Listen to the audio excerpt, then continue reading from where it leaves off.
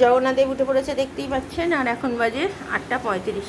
আর এই যে আমার ছেলে ইচ্ছে করে স্কুল গেল না। হ্যাঁ, হাফ ছুটি হয়ে গেছে, মিথ্যে কথা। ডেকে ডেকে সার, ওনাকে আর ওঠানো গেল না। নমস্কার, নতুন একটা ভিডিও নিয়ে চলে আসলাম। সকালবেলা উঠে পড়েছিলাম, উঠে ছেলেকে তুলবো, ছেলে কিছুতে উঠলো না, যেহেতু আজকে আমার বাবা মা আসবে। ও ব্যাস শুরু হয়ে গেছে, যাবো না যাবো না যাবো না করে, কিছু বলেনি যাবো না, চুপ করে ঘুট্টি মেরে শুয়ে রয়েছে। কিছুতে ওর পাপা আমি তুলতে পারলাম না, লাস্টে ছেড়ে দিলাম। তো যাই হোক, এইমাত্র সকালবেলা ঘুম থেকে উঠে, যেই জানে জামাই ষষ্ঠী আমার বাবা মারা আসবে, আমি যেহেতু যাচ্ছি না সেটা বুঝতেই পারছি এখানে হবে, আমার বাড়িতে হবে। ব্যাস যে রুটি করার লোক আছে তারা সকালবেলা ফোন করে বলছে যে আজকে আসতে পারবে না, ও নাকি কে মারা গেছে। আরে মারা গেছে, প্রত্যেক মাসে একটা করে ছুটি নিচ্ছে বলে মিথ্যা কথা বলে যাচ্ছে। কে মারা, কত লোক মরে বলুন। আমি তখন বলেছি যে তোমাদের শুধু মরেই যায় মানুষ, আর কোনো কিছু নেই। তখন বলছে না বৌদি আমি সত্যি কথা বলছি। এবার আমার সাথে যে কথা বলে পাচ্ছে না, মুখের ওপর ফোনটা কেটে দিল। গেছে আমার মাথা গরম হয়ে, ফোন করে দিয়েছি ভালো করে আজকে। আমার এত বড় সাহস হয় কি করে যে তুমি আমার মুখের ওপর ফোনটা কাটো। মানুষের ভদ্রতা একটা ইয়ে থাকে যে মানুষের ভদ্রভাবে কথা বলছে, তোমার সাথে তো আমি অভদ্রভাবে কথা বলিনি বা তোমাকে কোনো বাজে কথাও বলিনি। মুখের ওপর ফোনটা কেটে দিল, দিয়ে নিয়ে এবার তখন যেই পাচ্ছে না তখন ওর দিদিকে দিয়ে ফোনটা ধরিয়েছে। ও দিদিটা ভদ্রভাবে কথা বললে মানুষের সাথে ভদ্রভাবে কথা বলা যায়, যে অভদ্র তার সাথে তো আর ভদ্রভাবে কথা বলা যায় না। যে তারপরে দিদিটা বললো দিদি সত্যি বলছে। আমি সত্যি মিথ্যে সেটা হতেই পারে, কিন্তু আমার এখন দরকার, আমার এমনি সময় যখন দরকার নেই তখন 12টা রুটির জন্য তুমি এসে কাজ করবে, আর যখন আমার সত্যিকারের দরকার, আমার বাবা মা আসলে একটু বেশি রুটি করতে হবে, তখন যদি তোমাদেরকে নাই পাই তাহলে তোমাদেরকে আমি রাখবো কেন, সেটা আমি আজকে বলেছি। তো সেই জন্য একটু রাগ একটু সকালবেলা উঠে ছুটি লেগে গেছে আমার সাথে।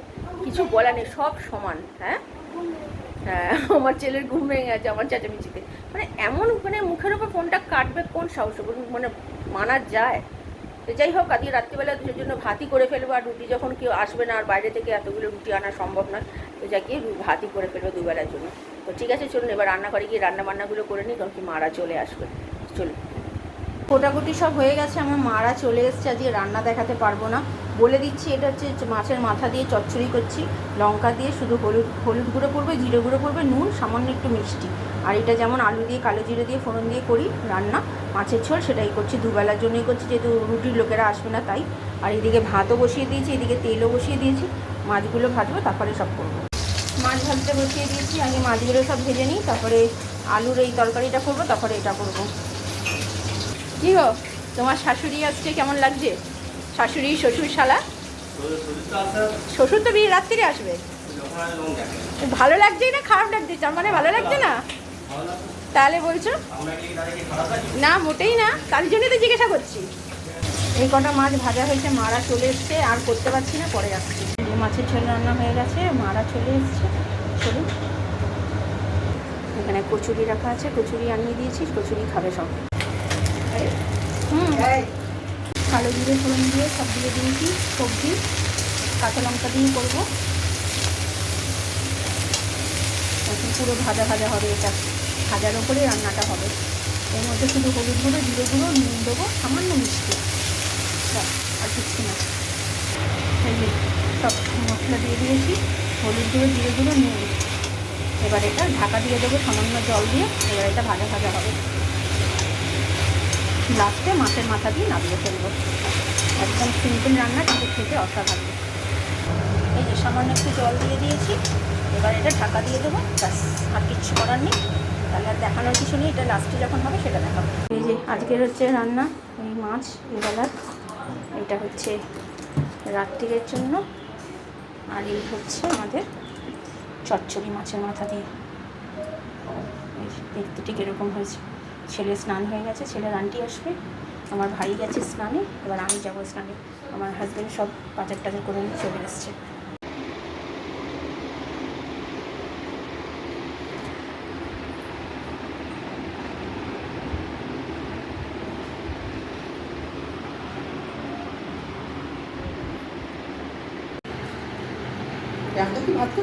দুবেলা ভাত।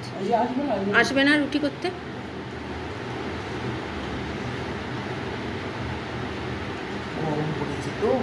গরম।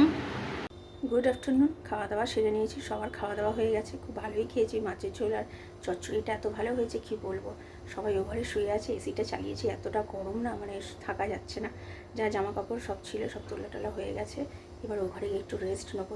ছেলেটা ওই ঘরে আছে, আজকে বিকেলে ছেলে বলছে পড়বে না, তো তার জন্য ছেলেটাকে আজকে ছুটি দিতে হবে মনে হচ্ছে যা। তো ঠিক আছে, আপাতত আমি ও ঘরে যাই, একটু রেস্ট নিই, বসি, কারণ সকাল থেকে উঠে একটু রেস্ট পাইনি। আর গরমে মানে কাজের থেকে বেশি গরমের এত কষ্ট হচ্ছে, মানে থাকা যাচ্ছে না, পাখাটা না চালিয়ে আর থাকতে পারছি না। তো তার জন্য তো যাবো এবার একটু রেস্ট নিই। আমার হাজব্যান্ড এখনও বেরোয়নি, বেরোবে বিকেলবেলা বেরোবে, মানে এতটা গরম ও এখন বেরোতে পারে, পুরো কষ্ট হচ্ছে। বিকেলবেলা আমার ভাইও বেরোবে, আমার ছেলেকে নিয়ে একটু মিষ্টি মিষ্টি আনতে যাবে। আমার মা তো সব মানে এনে দিয়েছে, মানে আম কাঁঠাল সব আমার হাজব্যান্ডও এনেছে, মাও এনেছে, আর কিছু সবজি বাজারও করে নিয়ে এসছে, মাংস এনে রেখে দিয়েছে, সব এনে দিয়েছে কালকে। তো কালকের জন্য তো প্রস্তুতি মোটামুটি হয়েই গেছে। আপাতত দেখা যাক কালকে কীরকম দিনটা যায়, অবশ্যই ভালোই যাবে। তো ঠিক আছে, আপাতত আমি যাই, একটু রেস্ট নিয়ে আমি পরে আবার বিকেলে আসছি। এই যে আম এনেছে আমার মা, এটা হচ্ছে আমার মা এনেছে, এটা আমার হাজব্যান্ড কিছু আছে, কিছু আমার মায়ের আছে, একসাথে ধরেনি তাই। আর ঘরে সব আছে কাঁঠাল সব, আর কাঁঠালের দানাগুলো রেখে দিয়েছে মা, তরকারিতে দেবে বলে।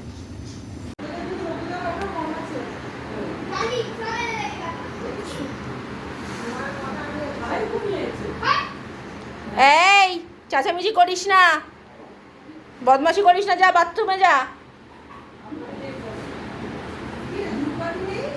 হ্যাঁ আছে তো, ভেতরেই আছে।